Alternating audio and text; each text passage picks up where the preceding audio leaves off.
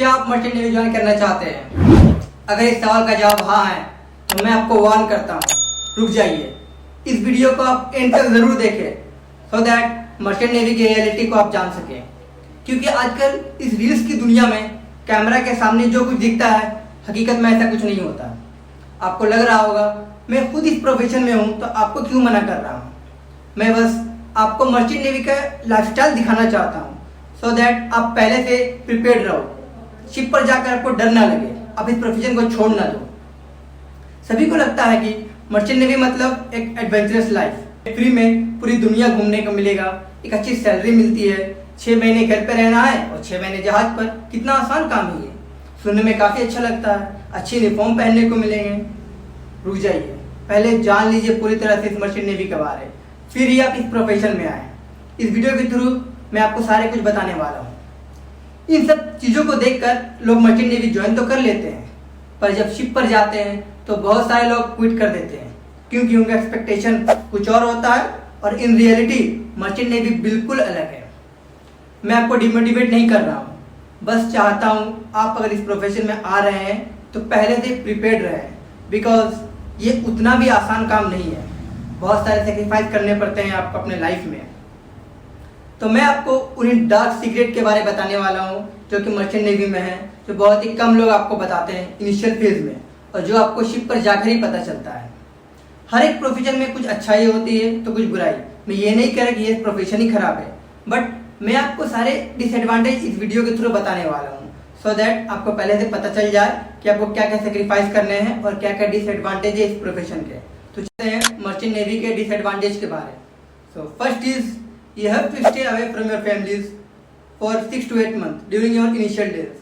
अगर आप officer side में हैं तो आपका कॉन्ट्रैक्ट 6 से 8 महीने का होता है, और अगर आप रेटिंग साइड में हैं तो 9 से 10 महीने का कॉन्ट्रैक्ट होता है आपका। आपको मैं ये बता दूं कि कंपनी टू कंपनी वेरी करता है। Now next is no medical help during emergency. For example आपका एक उंगली कट गया है, आप समुद्र के बीच में हैं, फॉर एग्जाम्पल पैसिफिक ओशन के बीच में, उस वक्त आपको कोई हेल्प नहीं कर सकता। आपको बस वेट करना है कि अब नियर बाई पोर्ट कब आएगा। शिप के कैप्टन और सेकंड ऑफिसर ये दोनों इंचार्ज होते हैं फर्स्ट एड के, वही आपको मेडिसिन देंगे और उस मेडिसिन के द्वारा ही आपको किसी तरह से आपको सर्वाइव करना है। Now next is internet. आपको मैं ये बता दूं कि शिप पर इंटरनेट उतना अच्छा नहीं होता है। अगर आप कंपेयर करें पहले से तो अभी बहुत अच्छा इंटरनेट मिल रहा है, बट हर कंपनी पर ऐसा नहीं है, बहुत लिमिटेड इंटरनेट होता है। मैं अगर अपने कंपनी की बात करूं तो मुझे तो अनलिमिटेड इंटरनेट मिलता है, बट स्पीड बहुत स्लो होता है। Next is no social life. आप शिप पर रहते हैं, आपको कोई खोज खबर नहीं रहती इस दुनिया पे हो क्या रहा है क्या नहीं हो रहा।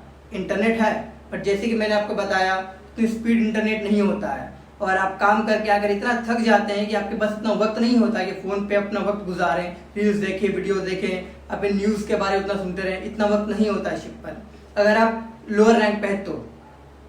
Next is rolling and pitching. Weather बहुत खराब है, शिप रोलिंग और पिचिंग करता है, उस वक्त बहुत सारे ऑफिसर्स को वॉमिटिंग होती है। इनफैक्ट मुझे भी हुई थी।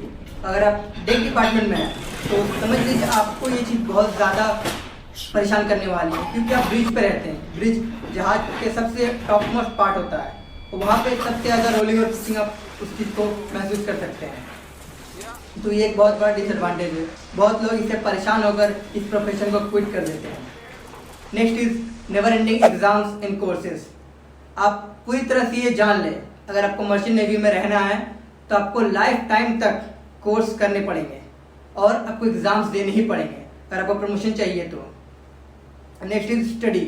ये बहुत ही ज़रूरी बात है। Till the last day of your ship आपको पढ़ाई करनी है। कोई मशीनरी ओवरऑल कर रहे हैं, आपको उसका मैनुअल्स खोलना है, मैनुअल देखना है, फिर ही आप उस मशीन को ओवरऑल कर सकते हैं। तो पढ़ाई आपको करना ज़रूरी ही है। Next is no holiday on ship.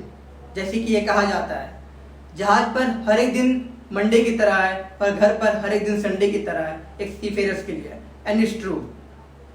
Ship पर हमें कोई संडे नहीं मिलता, हमें हर दिन काम करना पड़ता है। And the next is mental stress and loneliness. This is one of the biggest problem in seafarers' life. In fact, I have went through this phase. आपके पास सिर्फ 20 से 25 क्रू मेंबर होते हैं शिप पर, वो भी अलग अलग नेशनैलिटी के, अलग अलग एज के। सबके संग आप कोप अप नहीं कर पाते हैं। आपका कुछ फैमिली इशू चल रहा है, कुछ पर्सनल लाइफ में इशू चल रहा है, वो आप किसे बताएंगे? किसी को आप बता नहीं सकते, किसी के साथ आप शेयर नहीं कर सकते। और इंटरनेट भी उतना अच्छा नहीं होता जैसे कि मैंने बताया, तो आप खुद बहुत अकेला महसूस करते हैं। आप एक अकेलापन से जिंदगी होता है जहाज पे। तो बहुत सारे ऐसे डिसएडवांटेज है मर्चेंट नेवी में, बट मैं आपको सारा कुछ बता देना चाहता था और इस वीडियो के थ्रू मैंने आपको सारा कुछ बताया। पहले आप सब कुछ जान लें इस प्रोफेशन में क्या क्या खराबी है। In next video I will be telling you about all the advantages. ऐसा नहीं कि मैं सिर्फ बुराई कर रहा हूँ, मैं अच्छाई चीज भी बताने वाला हूँ, बट मैं चाहता था आप सारी बुराई चीज पहले जान ले, उसके बाद अच्छाई चीज जाने, फिर इस प्रोफेशन में आए, सो दैट आप इस प्रोफेशन में आगे चलकर बीच में क्विट ना करें। मेरे बहुत सारे दोस्त, बहुत सारे फ्रेंड लोगों ने फर्स्ट शिप पर गए, कुछ दिन सेलिंग की, पर वो सी के एनवायरनमेंट से कोप अप नहीं कर पाए, उन्होंने अपने सेलिंग ही क्विट। चलिए मिलते हैं आपसे अगली वीडियो पे। Till then stay fit, stay safe, जय हिंद।